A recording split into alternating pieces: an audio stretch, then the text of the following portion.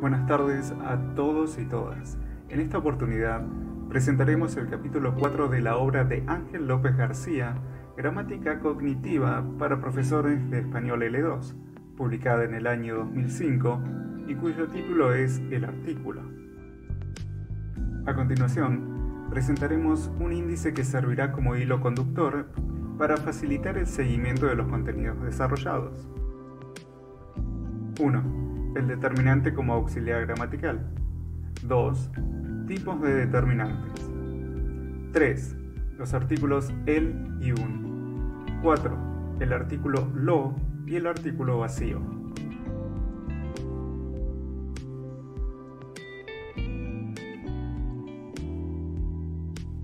Punto 1. El determinante como auxiliar gramatical. Para comenzar a abordar este capítulo, debemos tener presentes tres planteos principales. Primero, las lenguas sirven para nombrar las realidades del mundo o del pensamiento. Segundo, cada lengua posee sus propias peculiaridades gramaticales para designar la realidad. Estas constituyen el principal obstáculo para sentir las lenguas ajenas como propias, debido a que existe una incredulidad y falta de confianza por estos hábitos gramaticales tan distintos. El tercer planteo es que entre las lenguas se dan divergencias que no solo se observan entre palabras, sino también entre categorías, y estos cambios se justifican por razones lingüísticas y socioculturales. Podemos observar una de estas divergencias en el caso particular de los determinantes y artículos. Existen lenguas con artículos y lenguas en las que esta categoría es inexistente. Veamos algunos ejemplos. En la lengua rusa encontramos dos demostrativos, et-hod y tot, y ningún artículo. Lo mismo sucede en la lengua japonesa. Hay una carencia de artículos, pero existen tres nombres demostrativos, kore, sore, are. En otras lenguas, como el portugués y el español, encontramos que sí existen artículos, 3 y 4 respectivamente, además de tres demostrativos en cada una. Estas peculiaridades llevan a López García a preguntarse si los artículos son necesarios y cuál es el papel que desempeñan los determinantes, y más precisamente el artículo, en las frases nominales. Para comenzar, es necesario preguntarse en primer lugar cómo surgen los determinantes y qué es lo que significan. López García explica que es importante destacar que los determinantes denotan, pero no designan ningún objeto del mundo, es decir, tienen un significado, pero no un referente. En las palabras podemos reconocer distintos grados de referencialidad. Por ejemplo, en la frase nominal el auto azul, notamos que la palabra auto designa un objeto del mundo, una cosa que se llama así. Este sustantivo posee un alto grado de referencialidad.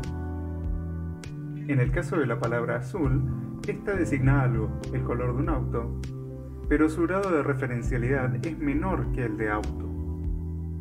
En palabras del autor, podemos imaginar la idea de auto, pero difícilmente la de azul a secas. Finalmente, llegamos a la palabra el. No tiene referente, solo designa. En este ejemplo particular, podemos ver que el artículo encierra la idea de un auto azul conocido. La pregunta que plantea el autor con respecto a esta cuestión es si se justifican esas palabras desde el punto de vista de la función de la lengua, ya que parecería que solo debieran existir palabras de referencialidad fuerte. Sin embargo, los hablantes hacemos uso de estas otras categorías a pesar de su bajo grado de referencialidad, lo que nos lleva a preguntarnos ¿a qué se debe? ¿Por qué las utilizamos? Para responder a este interrogante, debemos considerar nuevamente algunas cuestiones. Una misma situación del mundo puede ser percibida mediante varias escenas. Al observar la realidad, no la reproducimos tal cual es, sino que filtramos elementos a partir de un determinado punto de vista. Ubicamos en primer plano a lo más importante, figura, y los detalles menores constituirán el fondo. Así, la representación de una misma situación termina siendo el resultado de una selección diferente de figuras y fondos. Lingüísticamente, reproducimos esta percepción específica del mundo a través de frases y oraciones. Entonces, al transmitir la percepción de, por ejemplo, un auto azul, ajustamos la frase al esquema figura-fondo a partir del uso de determinadas categorías con mayor o menor grado de referencialidad. Utilizamos el sustantivo para designar lo que más nos llamó la atención de la escena, el auto. A su vez, utilizamos una categoría más difusa, el adjetivo, para designar el fondo, azul. Sin embargo, aún cabe plantearnos qué papel juegan los determinantes en esa frase. Para destacar algo o a alguien es necesario distinguirlo de otros objetos o personas. Se debe marcar una frontera entre la figura y el fondo. Dicho de otro modo, es necesario determinar alguna señal que permita reconocer lo que queremos señalar como figura para diferenciarlo de los aspectos menores del fondo. Así, los determinantes son señales frontera que nos ayudan a reconocer la figura sustantiva entre el conjunto de complementos de la frase nominal. En español, los tipos de determinantes que se reconocen son, por un lado, los demostrativos, los posesivos, los indefinidos y los numerales, agrupados generalmente bajo la superclase de pronombres, y por otro lado, se reconocen también los artículos. El autor señala que los determinantes se distinguen por el tipo de señal que constituye cada uno. Así, las señales que convencionalmente se dan a conocer de manera inmediata se presentan a través del uso del artículo. Por ejemplo, en vino a buscarte el chico. Las señales que permiten identificar a un elemento como perteneciente a un grupo determinado se dan a través del uso del demostrativo. Por ejemplo, vino a buscarte a aquel chico. Con señales que aluden a una relación compartida con los otros elementos se usa el posesivo. Vino a buscarte tú, chico. Para la identificación de señales menos específicas se usa el indefinido. Por ejemplo, vino a buscarte algún chico. Y para la identificación en el ámbito de un grupo se utiliza el numeral. Vinieron a buscarte 3 chicos.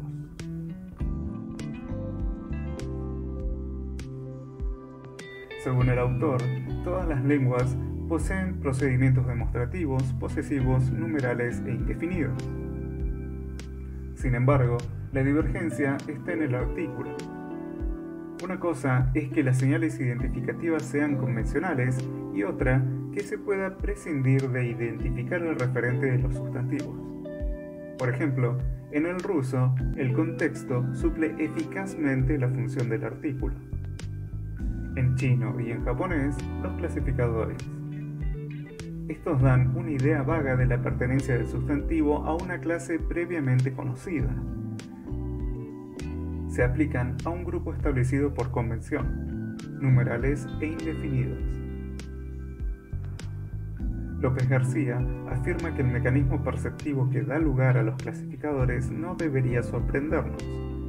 Cuando decimos el o un árbol, estamos agrupando un grupo de hojas, y cuando decimos el o un bosque, agrupamos un conjunto de árboles. En cada caso, usamos los mismos señaladores. Por su parte, en chino y japonés, los árboles se seleccionarían con cierto marcador y los bosques con otro. Existe una falta de acuerdo por parte de los gramáticos sobre el inventario de los artículos. Todos aceptan que él y sus variantes la, los, las son artículos. Algunos gramáticos sostienen que un y sus variantes una, unos, unas pueden ser tratados en calidad de artículos. Finalmente, hay un artículo neutro, lo. Al no existir en la mayoría de otras lenguas, muchas veces se ha intentado explicar como si fuese un pronombre. Los artículos el y un. El autor arguye que si consideramos que él y sus variantes son el prototipo de artículo, existen razones para colocar a un y sus variantes y lo en un mismo grupo, pero también para no hacerlo. Un a veces puede cambiarse por él y a la inversa sin que se altere el significado. Por ejemplo, los niños alargaron la mano cuando vieron los regalos, o los niños alargaron una mano cuando vieron los regalos. La diferencia radica en que un es tónico y él es átono. Así, el autor se pregunta, si un no es artículo, ¿qué es? Algunos gramáticos sostienen que un es un indefinido o un numeral. Como López García aclara, si así fuese, un significaría lo mismo que uno y no es el caso. Por ejemplo, vino un chico no es lo mismo que vino uno chico. Ese uno puede referir a un objeto pequeño, por ejemplo. Por su parte, López García considera artículos a las tres formas, es decir, el, un y sus respectivas variantes, y lo, porque el tipo de cognición que representan, como se explicitó anteriormente, refiere a señales que convencionalmente se dan a conocer de manera inmediata.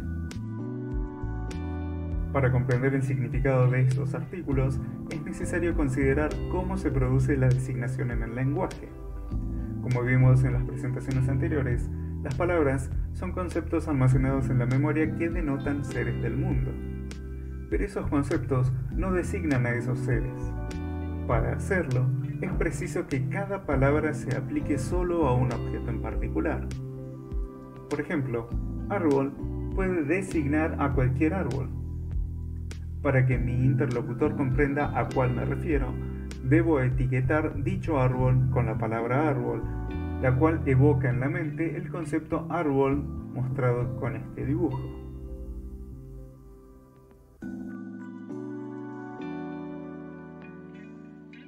En español se señala esta circunstancia, es decir, que el objeto del que se está hablando ya es conocido por el oyente mediante el artículo el.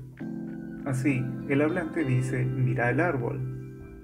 Si se hubiese empleado un mira un árbol, lo que habríamos hecho es aplicar el concepto árbol a alguno de la serie de abajo, sin que el oyente pueda saber a cuál de ellos en particular. Esas dos situaciones reproducen un uso prototípico de el y un. Un árbol significa un elemento cualquiera del conjunto de los árboles, mientras que el árbol significa ese mismo elemento una vez conocido. Por eso decimos, miro un árbol, el árbol más grande del patio. En conclusión, como consecuencia de la forma de significar de el frente a la de un, las frases nominales con el suelen designar algo conocido por el oyente o previamente mencionado. Otras veces, la frase nominal con el se aplica a un referente conocido y mencionado, como lo que sucede, por ejemplo, en el siguiente diálogo. ¿Qué querés tomar? ¿Un café o té del que te traje de Bariloche? Prefiero el té.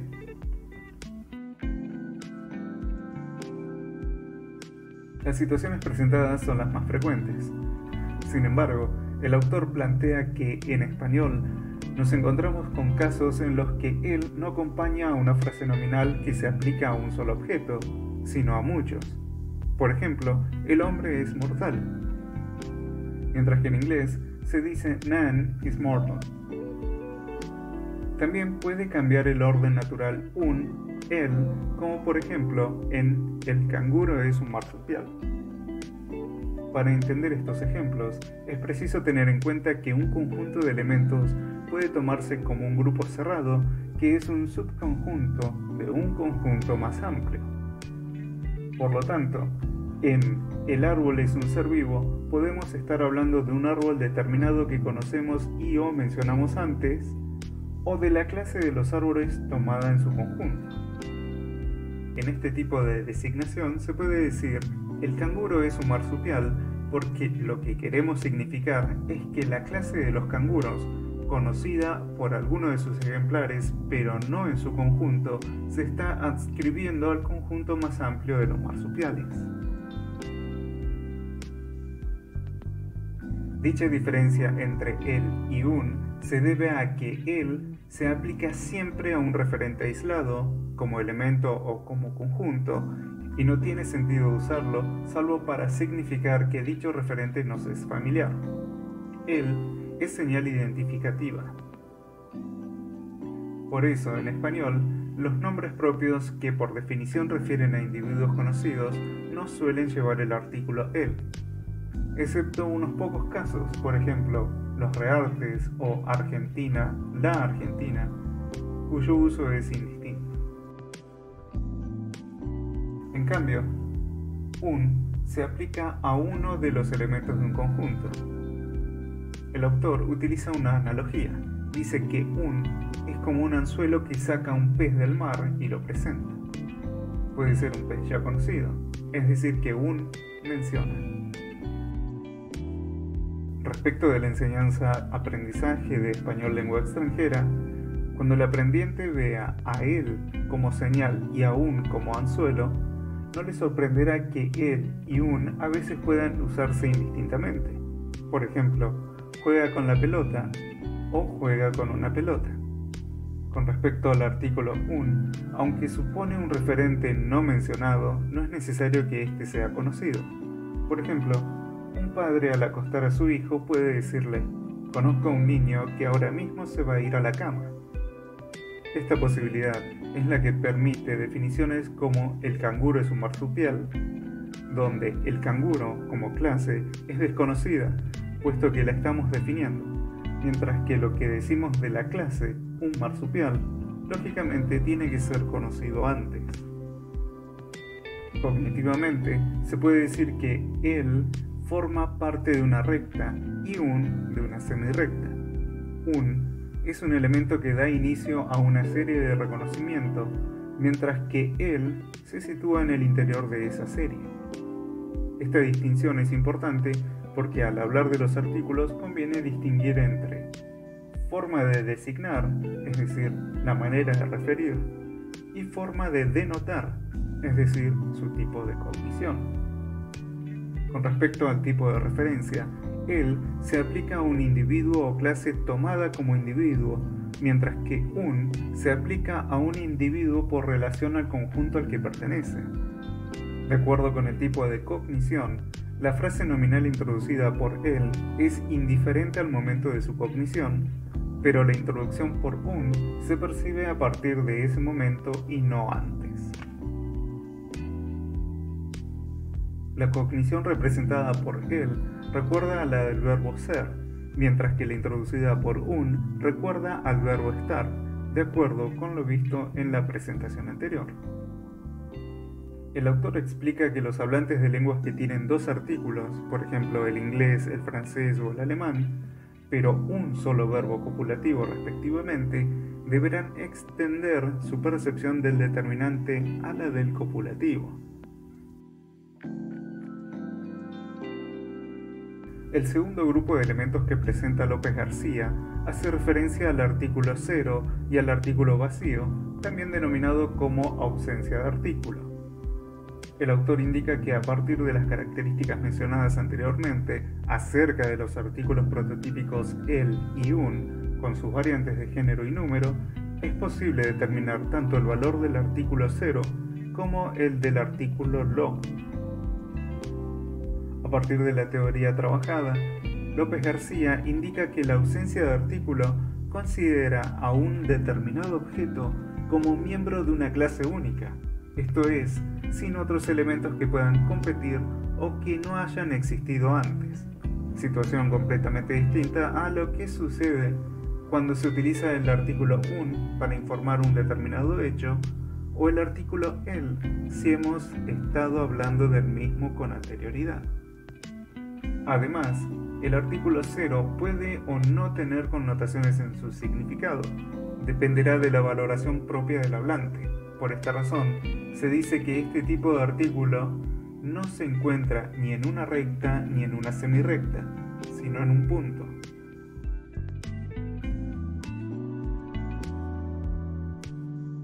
Por otra parte, el artículo lo es utilizado para señalar un conjunto desde afuera, sin entrar en la especificación de sus elementos. La principal característica que lo diferencia del resto de los artículos es que, además de ser átono, acompaña a cualquier otra categoría excepto al sustantivo. Puede acoplarse con adjetivos como lo irrisorio de la situación, con adverbios, lo bien que bailaba mi abuela, con frases preposicionales, lo de tu tía, e incluso con oraciones como, por ejemplo, lo que sucede en ese edificio es cosa seria.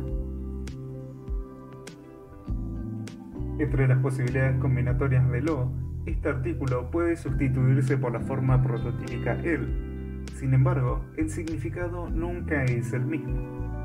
Por ejemplo, en la oración lo bueno de Juan es posible identificar que se está hablando de una cualidad de esa persona. No obstante, no se lo está calificando. En cambio, en el bueno de Juan, el artículo prototípico sirve para calificar a esa persona. Por ende, es correcto decir lo bueno de la situación y no la buena de la situación. Recordemos que bueno siempre debe concordar con su complemento. Otra de las propiedades que resalta el autor es el rasgo plurisignificativo que puede adoptar el artículo lo, que lo convierte en una especie de preartículo, dado que es un elemento más general que los otros tres en español, y que corta el proceso cognitivo de la determinación con el momento anterior. A esta acción se la denomina primariedad cognitiva. Al ser un artículo más general, puede ser utilizado con tres valores diferentes. Valor cualitativo, cuya percepción es similar al artículo un, cuando ésta supone una captación que da lugar a un juicio de valor, como en los simpáticos que son esos niños. Valor cuantitativo, cuya percepción es parecida al artículo el, cuando el artículo lo presupone de antemano la cantidad de lo que se habla, como en mi sobrina no duerme lo necesario.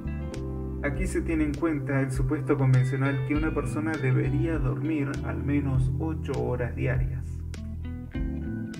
Y valor abstractivo, cuya percepción es semejante a la del artículo 0, cuando se corresponde con una cualidad y se trata de captar todos los elementos de un conjunto como una unidad. Por ejemplo, lo suave, lo romántico. Tal como se mencionó con anterioridad, a pesar de no acoplarse naturalmente con sustantivos, el artículo lo puede verse afectado por la relación figura-fondo cuando se relaciona con las demás categorías. El resultado de este equilibrio perceptivo, en palabras del autor, es la sustantivación de los elementos fondo. Pero, ¿cómo funciona este proceso? Los artículos prototípicos el y un se sustantivan por completo porque tienden a arrastrar al adjetivo o a cualquiera de las categorías presentes en la cadena de elementos desde la periferia o fondo hasta convertirlo en figura. Como se puede apreciar en el ejemplo, la combinación el, un más adjetivo gordo automáticamente se traslada hacia una posición perceptiva más destacada. Algo similar ocurre con el artículo lo. Sin embargo, la sustantivación no es completa, sino que es interrumpida e incipiente. En otras palabras, existe un desplazamiento de los elementos en posición periférica hacia una posición principal, pero estos no logran ocupar por completo el lugar de la figura y requieren necesariamente de un sustantivo acompañado por una preposición. En el ejemplo, se puede apreciar cómo se da este desplazamiento, fenómeno común en español, pero totalmente ajeno en otras lenguas como el inglés, el francés o el alemán. Por último, el autor hace mención a la creencia general que el sustantivo tiene género y número e impone estas cualidades a los artículos o a los adjetivos que lo acompañan, los cuales deben concordar con él. Sin embargo, no siempre ocurre este fenómeno. López García asevera que es el artículo quien impone el número al sustantivo y que este último hace lo mismo con el género. Otros ejemplos en donde el artículo actúa de manera diferente con el sustantivo son los singularia tantum, es decir, sustantivos que se expresan siempre en singular, los pluralia tantum, que son aquellos sustantivos que se manifiestan siempre en plural, y los grupos intermedios.